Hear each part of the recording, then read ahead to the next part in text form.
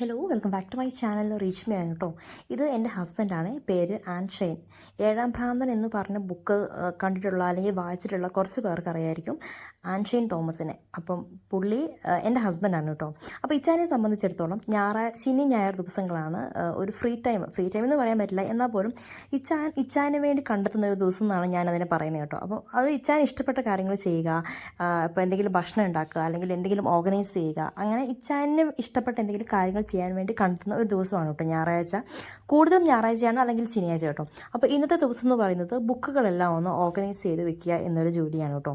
ഇത് എല്ലാ ആഴ്ചയിലും അല്ലെങ്കിൽ എല്ലാ ആഴ്ചയും എന്നല്ല, രണ്ടാഴ്ചയിലും കൂടുമ്പോൾ ഈ പരിപാടി നടക്കുന്നതാണ്. കാരണം വായിച്ച ബുക്കുകൾ ഓരോന്നേരം അടുക്കി വെക്കുക, ഇഷ്ടപ്പെട്ട ബുക്കുകൾ വേറെ സെക്ഷൻ തിരിച്ച് മാറ്റി വെക്കുക, അങ്ങനെ ചെയ്യുന്നത് യൂഷ്വലി മിക്കത് ആഴ്ചയിലും നടക്കുന്ന ഒരു പരിപാടിയാണ്. അതുമാത്രമല്ല ഭയങ്കര ക്ഷമയോടെ അതിന് എത്ര സമയം എടുത്തിട്ടാണെങ്കിലും അതൊരു പെർഫെക്റ്റ് ആവുന്നേടം വരെ ചെയ്ത് അത് മാറ്റി മറിച്ചും ലിസ്റ്റ് തയ്യാറാക്കി എങ്ങനെയാണ് വേണ്ടത്, എന്താ വേണ്ടത്, ഒന്ന് അങ്ങോട്ട് മേലെ കയറ്റി വെച്ച് താഴെ എടുത്ത് വെച്ച് അങ്ങനെ എൻജോയ് ചെയ്യുന്നത് ഒരു ജോലിയാണ് കേട്ടോ. ഇത് വേറെ എന്ത് കേസാണ്, ഇപ്പോൾ ഡ്രസ്സിങ് ആയിക്കോട്ടെ അല്ലെങ്കിൽ ക്യാഷ് പോയി അല്ലെങ്കിൽ വേറെ എന്തെങ്കിലും ഒരു സാധനം നഷ്ടപ്പെട്ടാൽ പോലും ഇത്രയും ഒരു എന്താ പറയുക പ്രശ്നമില്ല. അതേസമയം ഒരു ബുക്ക് കാണുന്നില്ല എന്നാണെങ്കിൽ ഇച്ചാൻ്റെ ചങ്ക് പടയും കേട്ടോ. ഇപ്പം ഞാനും കൂടി കളത്തിൽ ഇറങ്ങിയിട്ടുണ്ട്. അത് വേറെ ഒന്നിനുമല്ല, ഫ്രാൻസിസ് ഇറ്റിക്കോരായൻ്റെ ഇന്നൊരു ബുക്കുണ്ട്, ടി ഡി രാമകൃഷ്ണൻ്റെ. ആ ബുക്ക് കാണുന്നില്ല. അപ്പം എന്നെ സംബന്ധിച്ചിടത്തോളം എനിക്കാണെങ്കിൽ ബുക്കുമായിട്ട് വലിയ പരിചയമില്ല. ആകെ ഞാൻ വായിച്ചിരിക്കുന്ന ഒരു ബുക്കെന്ന് പറയുകയാണെങ്കിൽ അത് ഈ ഏഴാം ഭ്രാന്തൻ എന്ന ബുക്ക് തന്നെയാണ് കേട്ടോ. ബാക്കി എനിക്ക് യൂഷ്വലി ഇങ്ങനെ അടുക്കി വെക്കാനും കാര്യങ്ങളൊക്കെ എനിക്ക് ഇഷ്ടമാണ്. പക്ഷേ ബുക്ക് വായിക്കാൻ എനിക്ക് വലിയ താല്പര്യമില്ല. എന്നെ സംബന്ധിച്ച് വെച്ചിട്ടുണ്ടെങ്കിൽ ആരെങ്കിലും വായിച്ച് തരുവാണെങ്കിൽ അത് കേട്ടിരിക്കാൻ ഭയങ്കര ഇഷ്ടമാണ്. സ്വന്തം വായിക്കാൻ എനിക്കിഷ്ടമില്ല കേട്ടോ. അപ്പോൾ അങ്ങനെ ആ ബുക്ക് ഇങ്ങനെ തപ്പിക്കൊണ്ടിരിക്കുകയാണ്. ലാസ്റ്റ് കണ്ടെത്തി അത് ഇവിടെ ഇല്ല, അത് വേറൊരാൾക്ക് വായിക്കാൻ കൊടുത്തേക്കുവാന്നുള്ളത് കണ്ടെത്തി കേട്ടോ. അപ്പോൾ അങ്ങനെ ബാക്കി ഇതുപോലത്തെ വേറെ ബുക്കുകൾ വേണ്ടതുണ്ടായിരുന്നു, അതൊക്കെ ഞാൻ തപ്പിയെടുത്ത് കൊടുക്കുകയും ചെയ്തു. കാരണം എനിക്ക് എൻ്റെ പുറഞ്ഞിട്ട് എന്താണെന്ന് പോലും അറിയത്തില്ല. അപ്പോൾ അങ്ങനെ എന്താണെങ്കിലും ഞാനത് വേണ്ട ബുക്കുകളൊക്കെ തയ്യാറാക്കിയെടുത്തു. പിന്നെ ഓരോന്നിൻ്റെ ലിസ്റ്റ് തയ്യാറാക്കി, ഇന്ന ആൾക്കാരുടെ ഇത്ര ബുക്കുകൾ എന്നൊക്കെ പറഞ്ഞ് ലിസ്റ്റുകൾക്കൊക്കെ കുറേ തയ്യാറാക്കി.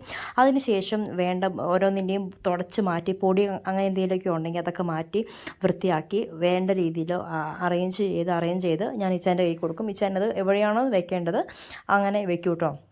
ഇതാണ് മിക്ക ദിവസങ്ങളിലും ആഴ്ചയിലൊക്കെ നടക്കുന്ന മെയിൻ പരിപാടിയാണിത്. അങ്ങനെ മെനക്കെട്ടിരുന്ന് വേണ്ട ബുക്കുകളൊക്കെ ഓരോന്നോരോന്നായിട്ട് കളക്ട് ചെയ്ത് ഞാൻ ഇച്ചാന് കൊടുത്തു കേട്ടോ. അതിനുശേഷം ഞാനും അങ്ങോട്ട് ചെന്നു ബുക്കുകളൊക്കെ അറേഞ്ച് ചെയ്ത് വെക്കാൻ. കാരണം ഇത്രയും ബുക്ക് ഉള്ളതുകൊണ്ട് ഒരാളെ കൊണ്ട് തന്നെ പറ്റില്ല. അപ്പം ഞാനും കൂടെ ചെന്ന് അത് വേണ്ട പോലെ ചോദിച്ച് എവിടെയാണ് വെക്കേണ്ടത്, എങ്ങനെയാണ് ചെയ്യേണ്ടതെന്നൊക്കെ ചോദിച്ച് ഞാനും കൂടെ കളത്തിലിറങ്ങി. അങ്ങനെ ഇരിക്കുമ്പോഴാണ് ആ ഷെൽഫിന് വല്ലാത്തൊരു ആട്ടം. ഞാൻ ഇത് നോക്കുമ്പോൾ, കാരണം ബുക്കിൻ്റെ ഭാരം താങ്ങാൻ കഴിയാതെയാണെന്ന് തോന്നുന്നു, വല്ലാത്തൊരു ആട്ടമുണ്ട്. അപ്പോൾ ഞാൻ പറഞ്ഞു, ഇത് എല്ലാ ബുക്കും ഇവിടെ കൊള്ളുമെന്ന് എനിക്ക് തോന്നുന്നില്ല, ഇതിപ്പോൾ ഇങ്ങനെ ആടുന്നൊക്കെ ഉണ്ടെന്നൊക്കെ പറഞ്ഞു. പിന്നെ ലാസ്റ്റ് വെച്ചാൽ താഴേന്ന് എന്തൊക്കെയോ അഡ്ജസ്റ്റ്മെൻറ്റ് വെച്ച്, കാരണം മേലെ അത്രയും ബുക്ക് ഇരിക്കുമ്പോൾ ഒരു എങ്ങനെയാണെന്ന് പറഞ്ഞിട്ടും ഒരു ചെറിയൊരു ബാലൻസിങ് പ്രശ്നം ഉണ്ടാവുമല്ലോ. അപ്പോൾ അങ്ങനെ അതൊക്കെ ഒരു വിധത്തിൽ റെഡിയാക്കി എടുത്തു. അപ്പോൾ നിങ്ങൾ നോക്കുമ്പോൾ ജസ്റ്റ് ഒരു അരമണിക്കൂർ നേരത്തെ പരിപാടി എന്ന് തോന്നും, പക്ഷേ ഒരു ഏകദേശം ഒരു 2.5-3 മണിക്കൂർ എടുത്തു കേട്ടോ ഇതെല്ലാം ഒന്ന് റെഡിയാക്കി എടുക്കാനായിട്ട്. അപ്പോൾ ഇടയ്ക്ക് ഞാനൊരു സെൽഫി ഒക്കെ എടുത്തങ്ങിരുന്നതാണ്. പക്ഷേ സെൽഫി എന്ന് പറഞ്ഞ വിജയം പോയി കേട്ടോ. അങ്ങനെ കഷ്ടപ്പാടിന് ശേഷമുള്ള റിസൾട്ടാണ് ഈ കാണുന്നത് കേട്ടോ. ഞാൻ ബുക്കും കാര്യങ്ങളൊക്കെ വേണ്ട പോലെ എല്ലാം അറേഞ്ച് ചെയ്ത് വെച്ചു. ഇത് 2 ആഴ്ച കഴിയുമ്പോൾ വീണ്ടും നേരെ മാറും, എന്നാൽ പോലും ഇതാണ് ഫൈനൽ ലുക്ക് കേട്ടോ. അപ്പോൾ ജസ്റ്റ് ഒരു ഈവനിങ് വ്ലോഗായിട്ട് ഞാൻ എടുത്തതേ ഉള്ളൂ. അപ്പം ചാനൽ ഇഷ്ടപ്പെടുവാണെങ്കിൽ സബ്സ്ക്രൈബ് ചെയ്തൊന്ന് സപ്പോർട്ട് ചെയ്തേക്കണേ. മറ്റൊരു വീഡിയോ ആയിട്ട് ഞാൻ വീണ്ടും വരാം. അതുവരെ ബൈ.